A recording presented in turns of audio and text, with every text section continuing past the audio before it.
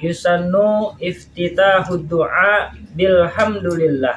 Kemarin sudah dijelaskan salah satu hal yang disunahkan setelah sholat adalah berdoa.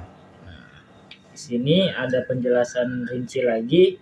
Disunahkan juga memulai berdoa dengan membaca hamdalah. Jadi ketika kita mau berdoa dibuka dengan alhamdulillah, memuji Allah dulu ya. Ada hadis Nabi yang diriwayatkan oleh Imam Bukhari dan Imam Muslim. Shallu ayyuhan nas, hai manusia, salatlah di rumahmu masing-masing, fi buyutikum, fa inna afdalas sholati sholatul mar'i fi baitihi. Sesungguhnya sholat yang utama itu sholatnya seseorang di rumahnya, kecuali sholat fardu. Jadi sholat sunnah afdolnya di rumah, kecuali sholat seperti tadi taraweh, duha, ya, atau sholat di sini ada nih orang yang mungkin sholat jaraknya ke masjid itu jauh, dia mau i'tikaf di dalam masjid sholat Jumat. Nah, itu boleh sholat sunnahnya di masjid.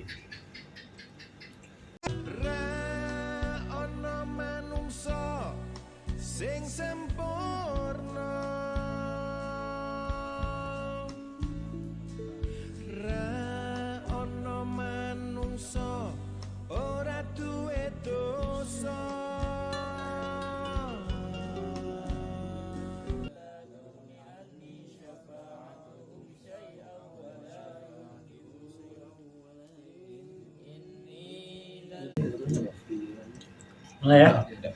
Bismillahirrahmanirrahim. Assalamualaikum warahmatullahi wabarakatuh. Bismillah. Alhamdulillah. Alhamdulillahirabbil alamin.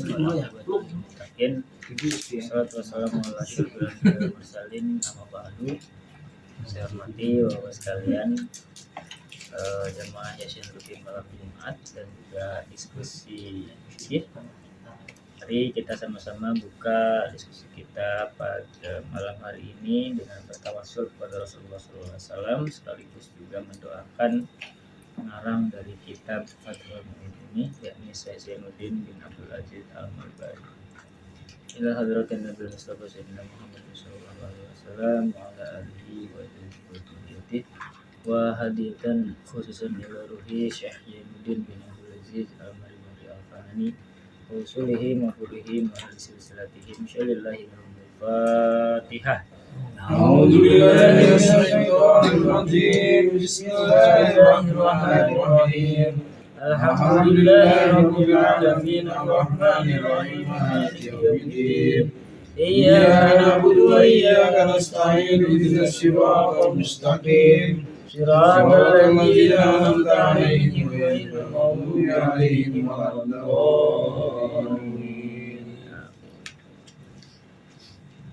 Melanjutkan, kita masih di sunah-sunah ketika selesai sholat atau sunah-sunah dalam sholat.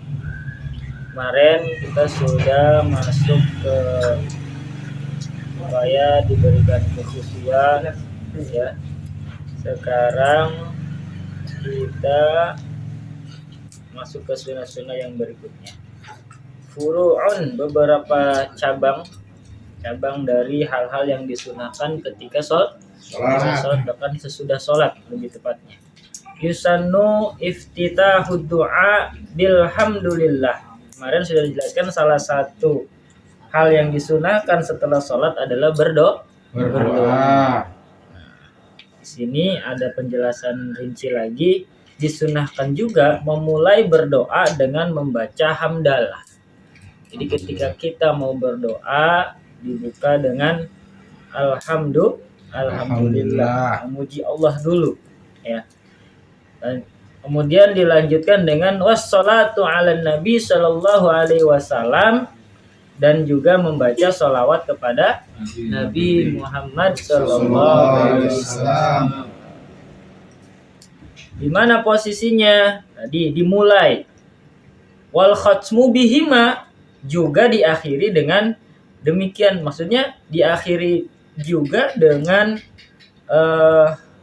bacaan hamdalah juga diakhiri dengan bacaan sholawat kepada Nabi Shallallahu Alaihi Wasallam. Wa bi amin wa ta'minun ma'mumin sami'a du'a al imami. Nah, itu yang pertama. Jadi kita disunahkan ketika berdoa itu diawali dan diakhiri dengan memuji Allah, juga membaca sholawat kepada Rasulullah. Setelah membaca puji-pujian kepada Allah, alhamdulillahirabbil alamin, seterusnya Allahumma sholli ala sayyidina Muhammad dan seterusnya, baru kita berdoa tuh. Doanya ya bebas, kita mau minta apa di situ boleh. Kemudian gimana kalau kita posisinya makmum yang mendengar suara imam sedang berdoa? Apa yang harus makmum lakukan? Nah, yang harus makmum lakukan adalah membaca kalimat amin. Membaca kalimat apa? Amin. Walaupun si makmum tadi itu hafal sama doa yang dibacakan sama imam, jadi jangan ngikutin imam baca doa juga, ya. Jadi jangan ikutin imam baca doa. Kita khusus aja dengerin imam doa sambil kita aminkan ketika kita posisinya sebagai makmum. Jadi jangan ngikutin baca doa lagi, nanti double suaranya. Nah, walaupun kita hafal doanya, tetap kita baca amin saja. Wa in hafizu dzalik. Yang ketiga, wa raf'u yadaihi tahirataini haz wa mankibaihi. Yang ketiga, disunahkan mengangkat kedua tangan kita seukuran kedua pundak kita. Jadi ketika doa kita sunahnya diangkat kedua tangan kita sejajar dengan apa namanya nih? Pundak atau bahu kita.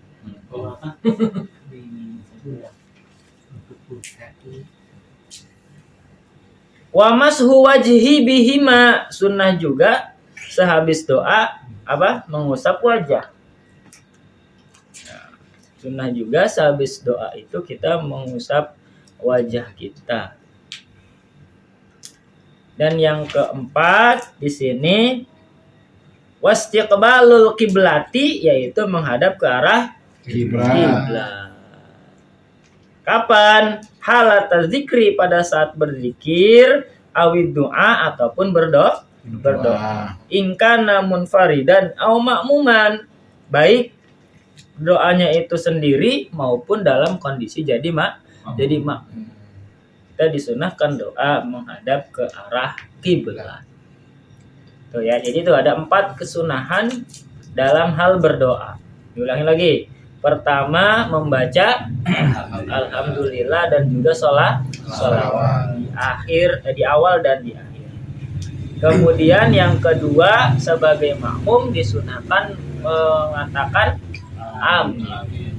Kemudian yang ketiga, mengangkat kedua tangan sejajar dengan bahu dan juga mengusap wajah ketika doa sudah selesai.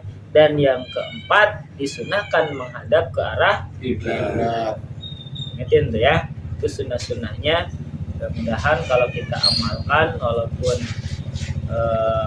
kesannya sederhana, biasa gitu kan, hal-hal remeh, tapi insya Allah efeknya luar biasa, manfaatnya luar biasa. Amin. Amin ya rabbal alamin.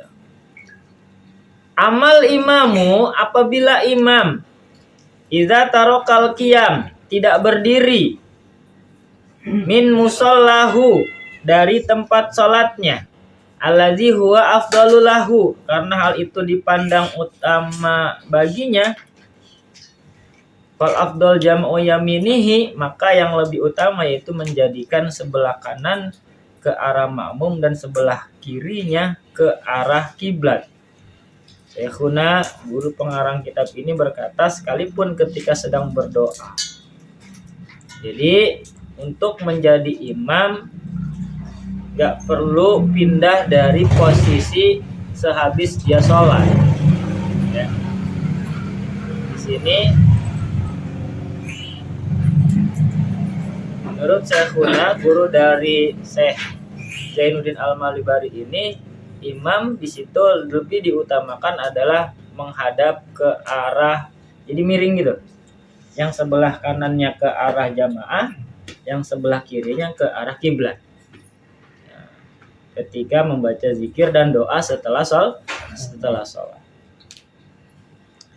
Apa dasar hukumnya? Ada sebuah hadis Nabi yang diriwayatkan oleh Abu Daud. Beliau bersabda, "Idza shalla ahadukum," apabila salah seorang dari kamu dari kamu berdoa, falyabdu, idza shalla ahadukum falyabda bitamjidi rabbih, mulailah dengan mengagungkan Tuhannya, subhanahu, maha suci Allah, wattana'i alaihi, dan memujinya, summa yusalli ala nabi, lalu membaca sholawat Nabi, summa yad'u bima sya'a, kemudian berdoa sekehendaknya. Nah, lalu pujian awal doa yang bagus gimana, yang lengkap? Nah, ini ada nih, Musannif atau pengarang kitab ini memberikan saran pujian yang lengkap ketika kita mau berdoa. Kalimatnya tadi, alhamdulillahirabbil alamin, hamdan katsiran thayyiban mubarakan fi ala kulli halin, hamdan yu'afi ni'amahu wa yukafi'u mazidah. Sering kan di awal-awal doa dibaca ini kan? Rabbana lakal hamdu kama yanbaghi li jalali wajhika wa azimi sultanik, subhanaka la nuhsi tsana'a 'alaika anta kama asnaita 'ala nafsi. Jadi banyak tuh redaksinya. Kemudian ada hadis Nabi lagi yang mengatakan, inna rabbakum hayyun karimun, sesungguhnya Rabbmu zat yang hidup lagi pemurah. Yastahi min 'abdihi, ia merasa malu oleh hambanya, idza rafa'a yadaihi ilaihi ayyaruddahuma sifran, bila hamba itu mengangkat kedua tangannya lalu ia mengembalikan kedua tangannya itu dalam keadaan hampa, tidak dikabulkan. Jadi ada hadis yang diriwayatkan oleh arba'ah ini 4 imam sekaligus ya. Allah akan merasa malu ketika ada hambanya yang berdoa sampai mengangkat tangan, kemudian ketika selesai berdoa, tangan ini diturunkan kembali, doa itu tidak dikabulkan. Nah, jadi besar kemungkinannya kalau kita berdoa sambil mengangkat kedua tangan kita, doa itu akan dikabul. Makanya jangan malas-malas tuh ketika doa angkat tangan. Tapi jangan juga dahuluan angkat tangan sampai gini-gini. Biasa aja sampai ke pundak, sampai sejajar dengan bahu. Kemudian Sayyidina Umar. Sayyidina Umar ini siapa? Salah satu khulafaur rasyidin. Yang keberapa? Yang kedua setelah Abu Bakar. Beliau berkata, berarti ini bukan hadis nih, ini namanya asar. Asar itu adalah perkataan ataupun perbuatan sahabat yang juga menjadi rujukan oleh para ulama untuk menentukan sebuah hukum. Karena sallallahu alaihi wasallam idza madda yadayhi fi du'a lam yaruddahuma hatta yamsaha bihima wajhahu. Ketika Nabi Muhammad sallallahu alaihi wasallam mengangkat kedua tangannya kala berdoa, beliau tidak mengembalikannya sehingga mengusap wajahnya lebih dahulu dengan kedua tangan itu. Nah, ini dalil bahwa kita disunahkan ketika habis berdoa itu mengusapkan tangan ke wajah. Riwayat Abu Daud dan Tirmidzi.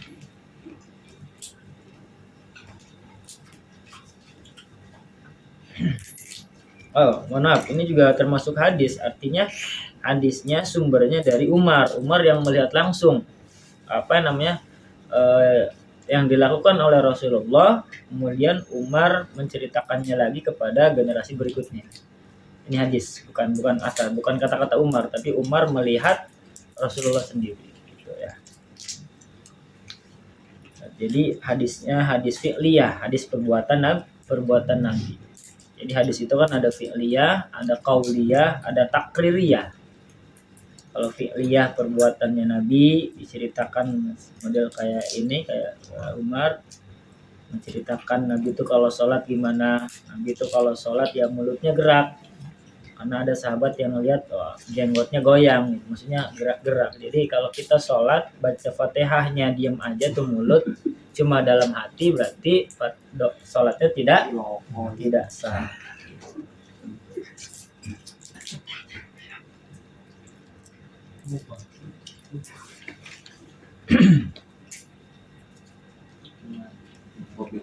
Nah, ada juga nih hadis dari riwayat Imam Muslim mengatakan bahwa apabila dalam keadaan genting, dalam kondisi perang, Nabi Muhammad SAW berdoa sambil mengangkat kedua tangannya lebih tinggi daripada pundak. Biasanya gini kalau kondisi biasa, kalau lagi genting bisa lebih tinggi lagi. Enggak boleh sampai Sambil takbir ya, Pak.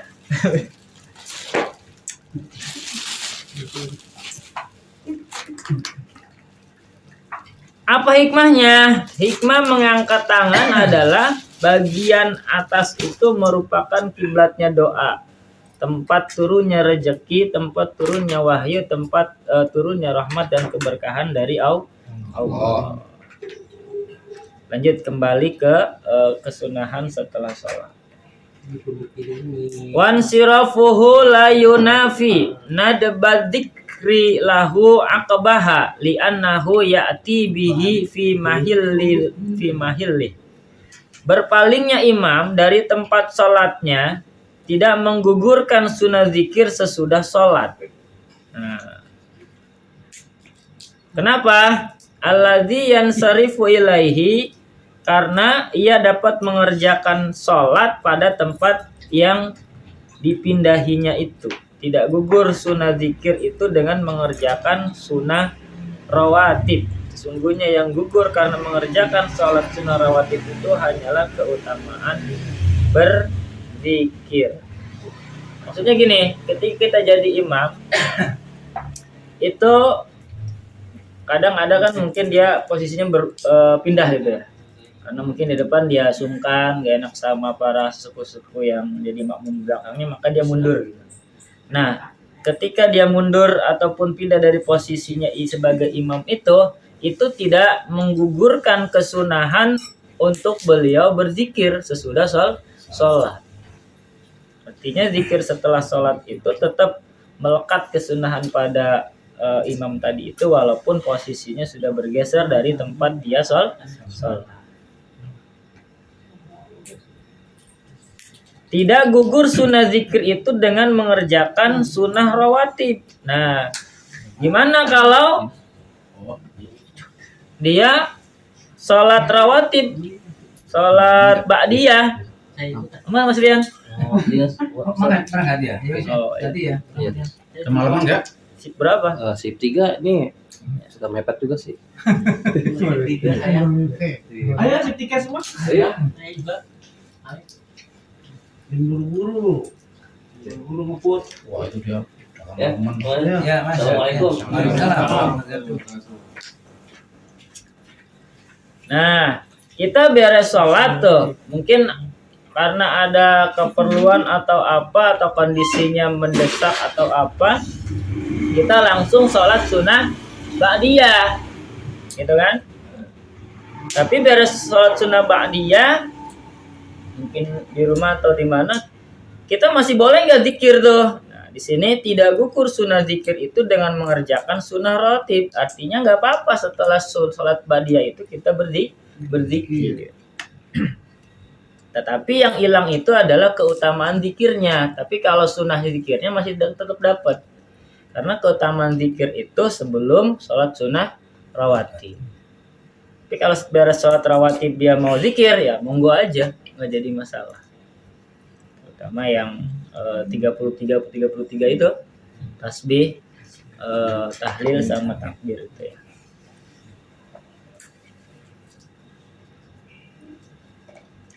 Wa qadiyatu kalamihim husulu sawabil dzikri wa in jahila ma'nahu. Perkataan ulama itu bertujuan bahwa pahala zikir bisa diperoleh walaupun tidak memahami maknanya. Nah, tenang aja. Walaupun kita nggak paham maknanya, selama itu kalimat-kalimat thayyibah, kalimat-kalimat mengagungkan Allah, pahala zikir tetap dapat. Lu misalkan ada orang nggak paham apa itu artinya subhanallah, tapi dia mungkin dapat amalan dari gurunya. Coba kamu tiap sholat baca subhanallah sekian gitu. Dia tetap dapat pahala dari mengucapkan zikir tersebut, walaupun mungkin dia sama sekali nggak paham maksud dari zikir tersebut. Wa in jahila ma'nahu wa nadhara fihi al-Asnawiyu. Imam Asnawi menanggapi hal tersebut, walayati hadza fil Qur'an, bahwa hal itu tidak dapat disamakan dengan membaca Al-Qur'an. Itta'abudi bilafdihi, karena lafadznya dimaksudkan untuk ibadah. Fa usiba qari'uhu wa illam ya'rif ma'nahu bi khilafi dzikri la budda ayang rifahu walau biwaji intaha. Oleh karena itu membacanya mendapat pahala meskipun tidak mengerti maknanya. Beda sama zikir, harus mengerti makna, kata Imam Asnawi. Beda pendapat nih. Ikhtilaf lagi ya. Satu kaul nggak apa-apa, nggak ngerti maknanya tetap dapat pahala zikir. Tapi kata Imam Asnawi, nggak bisa. Kalau zikir harus paham maknanya. Karena beda dengan membaca Al-Quran. Kalau membaca Al-Quran nggak ngerti maknanya juga tetap ibadah. Tapi kalau zikir, kalau mau dapat pahala zikirnya ya harus ngerti maknanya. Walaupun hanya garis besarnya saja, misalkan seperti alhamdulillah, garis besarnya kan untuk memuji Allah. Walaupun kita nggak paham secara tekstual itu artinya apa. Artinya kan alhamdulillah itu apa? Segala puji la ma'budu bil haqq illallah. Tidak ada zat yang berhak untuk dipuji kecuali Allah. Bilhaq, dengan sungguh-sungguh, dengan sebenarnya. Tapi kita paham bahwa konteks alhamdulillah itu untuk memuji Allah itu cukup, walaupun nggak mengerti secara detail. Nah, ini juga nih boleh diamalkan. Wa yundabu ayyan taqila li fardin aw naflin min maudhi'i sholatihi. Disunahkan juga ketika sholat fardu atau sholat sunnah, disunahkan berpindah tempat dari satu tempat salat ke tempat lainnya. Jadi kita beres sholat fardu, terus mau sholat sunnah, sunnahnya jangan di tempat semula kita sholat. Geser dikit lah, belakang atau ke samping. Sholat sunnahnya 2 kali, ya pindah lagi 2 kali. Tapi kalau sholat tahajud yang rakaatnya banyak, ya pindahnya harus banyak tuh. Makin banyak kita pindah. Tujuannya untuk apa? Karena nanti kan harapannya adalah tempat-tempat sholat tadi itu menjadi saksi buat kita ketika di yaumil hisab nanti. Ini sholati liyashhada lahul maudhi'u haitsu lam tu'aridhu fadilatun nahwi sofi awalin fa illam yantakil fa shalla bi kalami insani. Supaya tempat-tempat itu menjadi saksi baginya di akhirat nanti itu. Sekira tidak bertentangan dengan keutamaan, misalnya di barisan pertama kalau pindah ke barisan belakangnya maka tidak sunnah pindahnya. Nah, kalau tidak pindah maka pisahlah dengan berbicara kepada orang lain, bukan soal ibadah Oke. Nah, maksudnya kalau ada keutamaan sholatnya di shop yang paling depan, ya pindahnya jangan ke belakang. Maksudnya gini, ketika sholat fardu, yang afdol kan shop yang paling depan ya. Ini kita malah pindah ke shop belakangnya. Nah, ini tidak disunahkan yang seperti itu. Kecuali sholatnya mungkin tadi sholat sunnah gitu kan, itu nggak jadi masalah. Ada lagi nih yang kemarin siapa yang nanya tuh, Pak Yudi ya? Yudi nih, atau Pak Edi yang kemarin nanya tuh. Wan naflu li ghairil mu'takifin fi baitihi afdalu. Mengerjakan salat sunnah di rumah lebih utama daripada di masjid. Tuh, kejawab kan? In amina fautahu, kecuali bagi orang-orang yang mau iktikaf di dalam masjid. Illa fi nafilatil munkabirin, sekiranya tidak khawatir kehabisan waktu atau tidak terlalaikan atau terlupakan.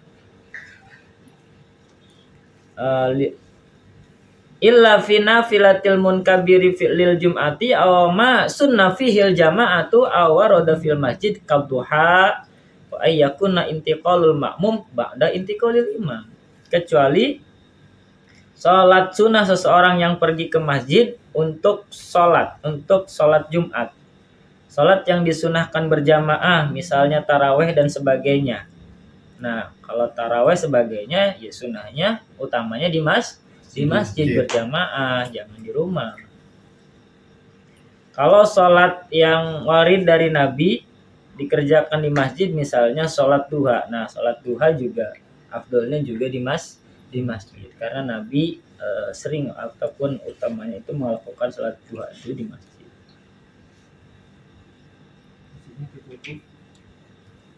Makmum disunahkan berpindah tempat sesudah imamnya pindah. Nah, jadi kalau mau dapat afdal lagi nungguin makmum tuh kita salat sunnahnya, nungguin imam. Kalau imamnya lama, Itu kode Pak.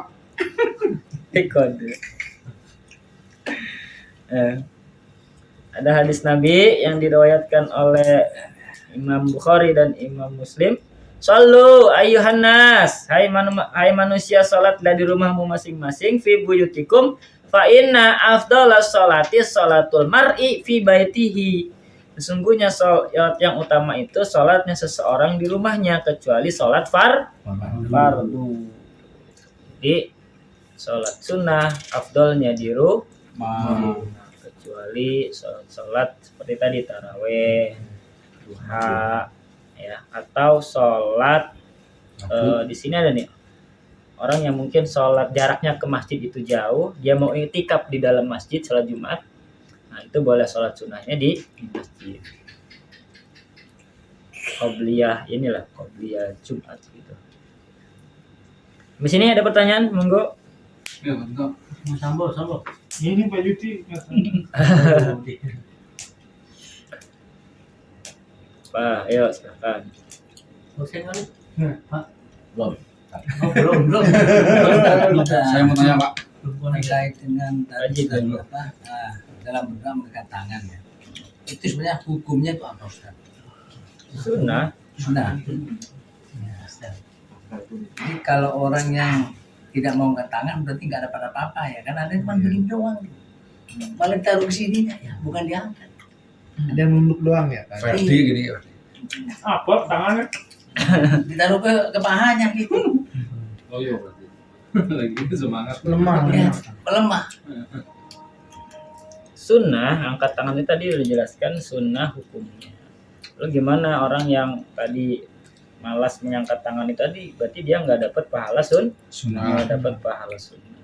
Dan tadi ketika kita mengangkat tangan, dikuatkan sama hadis tadi bahwa Allah akan merasa malu kalau sampai ada umatnya yang berdoa sambil mengangkat tangan nggak dikabulkan. Jadi ketika kita doa sambil mengangkat tangan, Insyaallah. nah dikabulkannya itu insya Allah lebih cepat ketimbang orang yang malas angkat tangan ketika doa tadi. Dari situ aja sih Pak Ji. Nah, sunnah. Jadi nggak dapat pahala sunnah. Mas Pras tadi nanya apa? Ya Pak, kan tadi disebutkan bahwa ketika kita mengangkat tangan, aku kan malu ya, nggak mengabulkan. Itu terminnya berapa? Balik lagi yang namanya doa dikabulkannya itu Allah paling tahu lah kapan paling tepat buat kita. Berarti kalau belum dikabulkan berarti belum Ya, bisa waktu yang tepat ya? Iya, belum di waktu yang tepat dan mungkin juga kadarnya kurang pas yang kita minta itu gitu kan. Berlebihan memang ya. Bisa jadi. Sabar di sana. Iya. Bukan masih dijalan dulu disimpan Atau kurang tinggi. Gak dikasih sekarang. Nunggu waktu yang Bang. tepat. Nunggu bersih dulu kan, Pras. Nunggu bersih.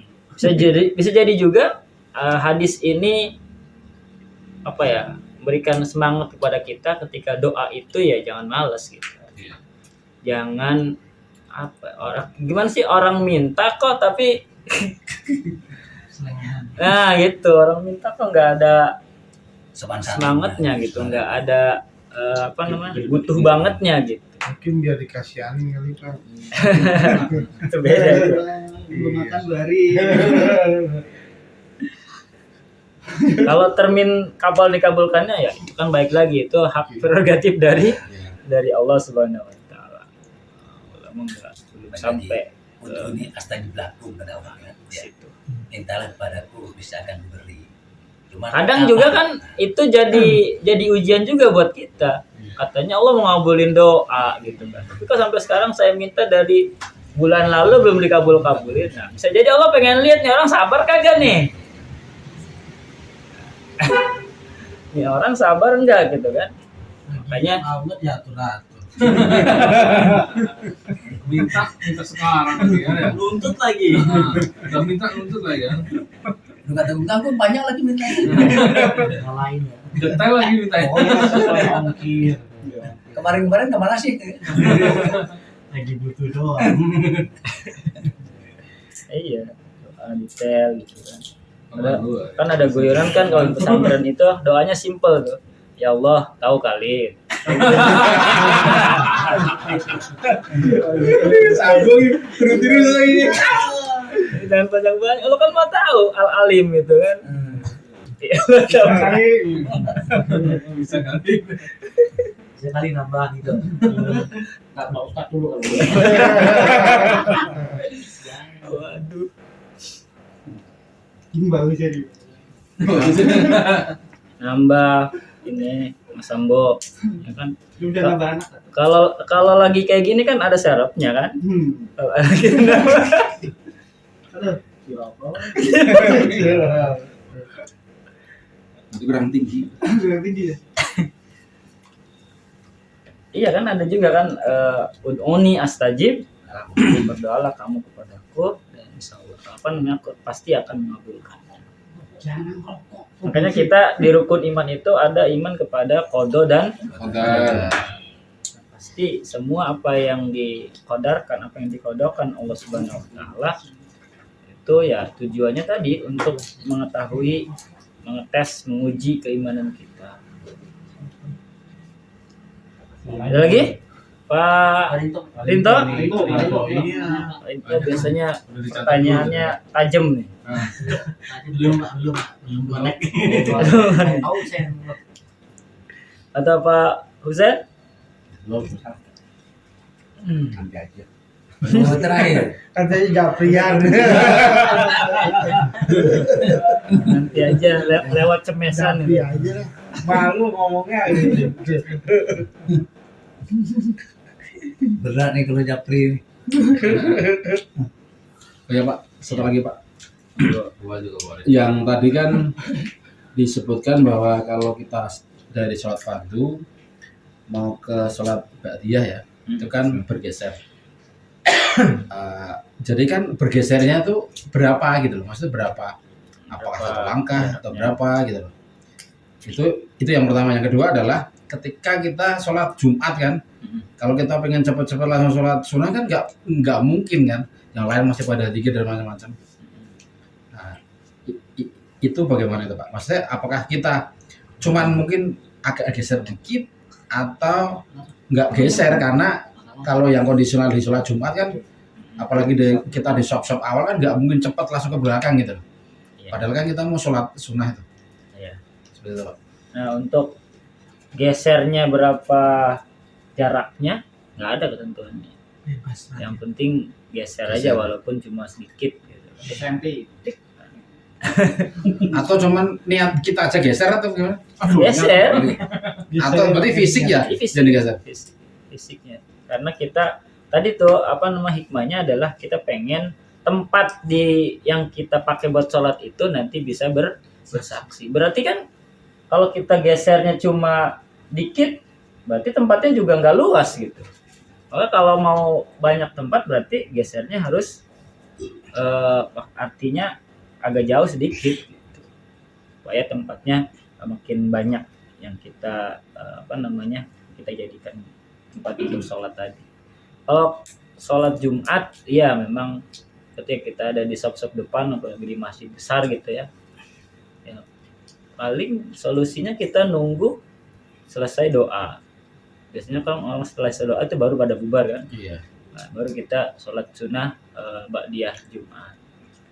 Kalau awal-awal kita langsung ba'diyah memang nggak ada tempat gitu.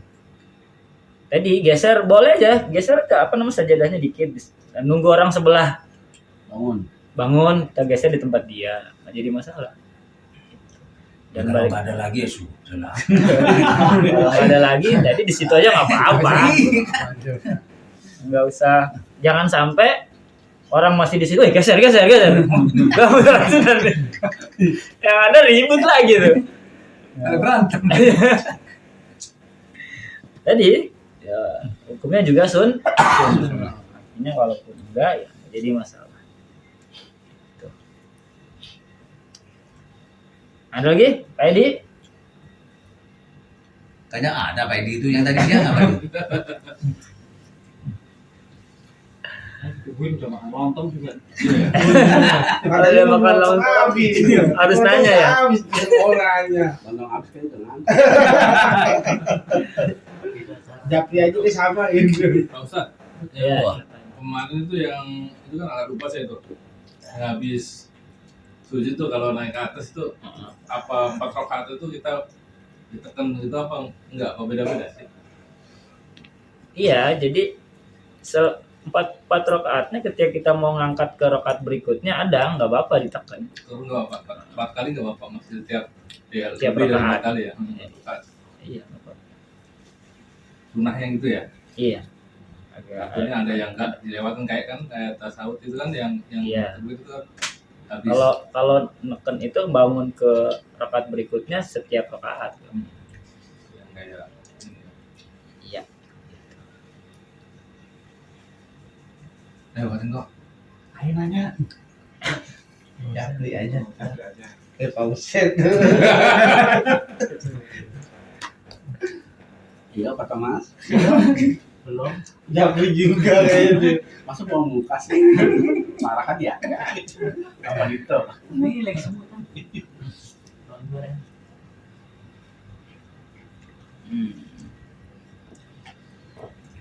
Ini mau geser-geser gimana? Berarti kalau maksiat jangan geser-geser ya. Itu aja ntar saksinya banyak. Maksiat sini aja udah jangan geser. Saksinya banyak. Bohong saksi ngomong saksi.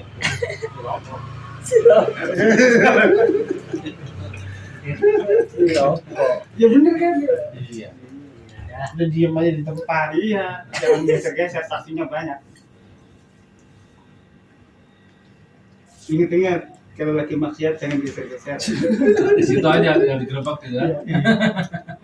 Jangan geser sama jago Thomas.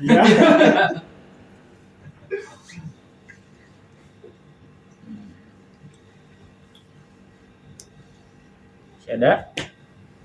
Kayaknya udah. Mau nanya Palito. Palito mau nanya. Makan lontong dulu. Perangkai katanya lihat susah.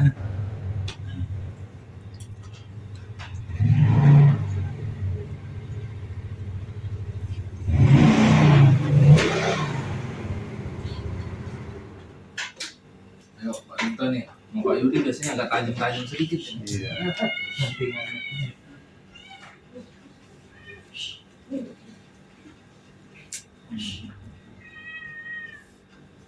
Gimana? Lanjut cukup? Jangan sampai kayak Mas Rian kemarin. Setelah pulang baru debat gitu kan. Setelah dua gitu kan. Ya soalnya gak kelar-kelar kan gak ada yang ngain. Paham. Sengaja dia nunggu saya pulang supaya nggak sungkan gitu kan. Jadi Wah kata dia nih head to head nih. Untung diterusin lagi sama Pak Tinta sama Pak Haji ke subuh pagi. Oh, masih lanjut lagi pagi ya. 1:30.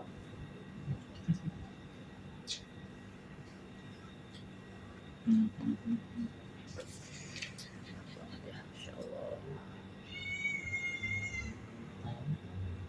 Orang ditutup itu.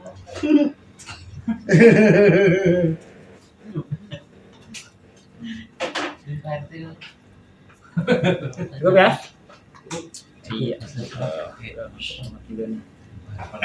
Wa nudiba li musallin tawajjuhu li nahwil jidar. Allah alam bisawab. Mohon maaf bila salah. Bisa terus belajar, bisa terus mencari referensi-referensi yang lebih banyak lagi supaya kita ibadah semakin berilmu, semakin berisi sehingga ibadah kita semakin meningkat kualitasnya. Amin. Terima kasih. Assalamualaikum warahmatullahi wabarakatuh. Waalaikumsalam warahmatullahi wabarakatuh. Minggu depan Pak apa Pak? Masih banyak Masih cabangnya. Oke. Berarti pada dicari kalau mau tanya. Duh, sono telepon nih.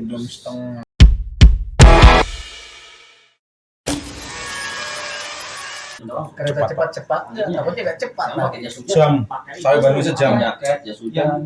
Kita tuh belum. Oh, tenaganya apa ya Mas? Tapi sampai ke Gede Bage, bukan sampai ke Bandungnya. Jadi masih 35 kilo sampai ke. Ada laran Mas. Nah itu.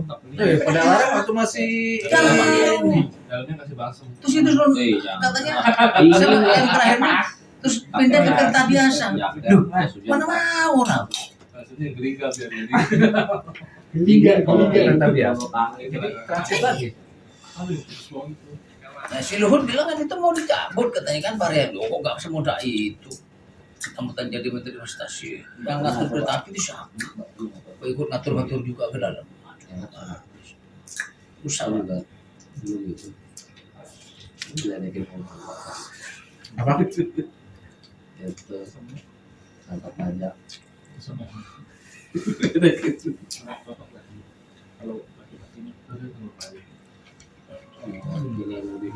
Beb, gimana Beb Budi Beb? Budi gimana? Heru. Belum kelihatan kerjaannya. Nyopot-nyopot doang ya? Saya kan lagi nyopot-nyopotin kayaknya. Itulah. Tapi dicopot jadiin ini ternyata pakel ya. Itu yang buat mutasi kali ya namanya ya. Itu CS. Mulai ketakutan juga dia butuh di demo sama orang Betawi.